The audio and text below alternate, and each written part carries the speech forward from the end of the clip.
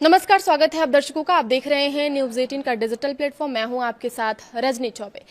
पिछले कुछ दिनों में ईपीएफओ ने पीएफ से जुड़े नियमों में कई बड़े बदलाव किए हैं।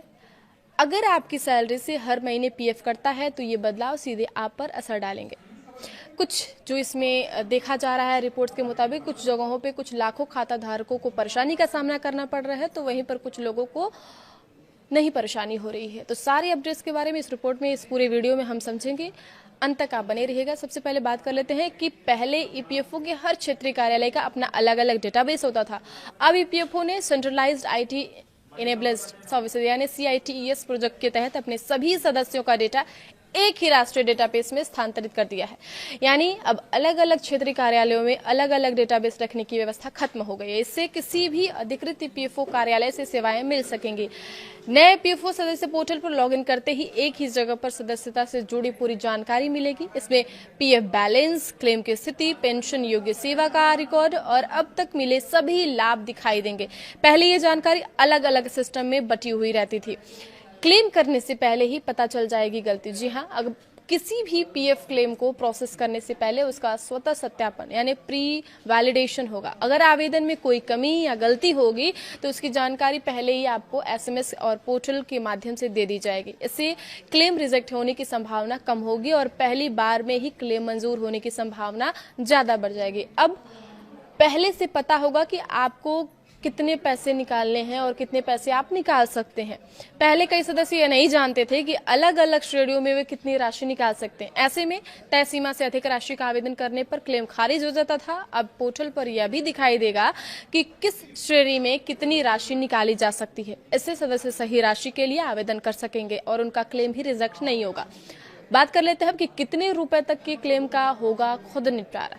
जी हाँ, पूरी तरह KYC से जुड़े और सत्यापित 5 लाख रुपए तक के एडवांस क्लेम अब ऑटो सेटलमेंट के जरिए निपटाए जाएंगे।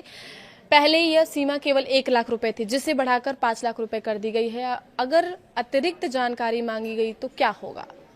अगर क्लेम की जांच के दौरान किसी अतिरिक्त जानकारी या स्पष्टीकरण की जरूरत होती है तो ईपीएफओ ऑनलाइन ही सदस्य से जानकारी मांगेगा। सदस्य भी ऑनलाइन जवाब दे सकेंगे। इससे ईपीएफओ कार्यालय के चक्कर कम लगाने पड़ेंगे और क्लेम का निपटारा तेजी से होगा। अब क्लेम का भुगतान केंद्रीय भुगतान प्रणाली के जरिए किया जाएगा। क्लेम मंजूर होने वाले दिन ही पैसा सीधे सदस्य के बैंक खाते में ट्रांसफर हो जाएगा। पीएफ निकासी के लिए क्या नियम में कोई बदलाव किया गया है?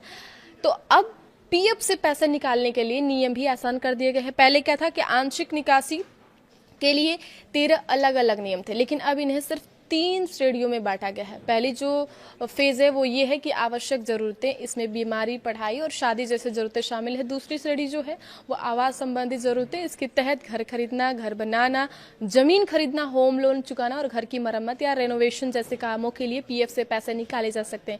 जो थर्ड फेज है वो ये है कि विशेष परिस्थितियां, इसमें वे हालात शामिल है जो कि पहले 2 श्रेणियों में नहीं आते हुए होने चाहिए। हालांकि एक बार ध्यान रखना ये जरूरी है कि अब भी पीएफ का पूरा पैसा कभी भी नहीं निकाला जा सकता। नई व्यवस्था के तहत खातों में कम से कम 25% राशि रखना बेहद जरूरी होगा।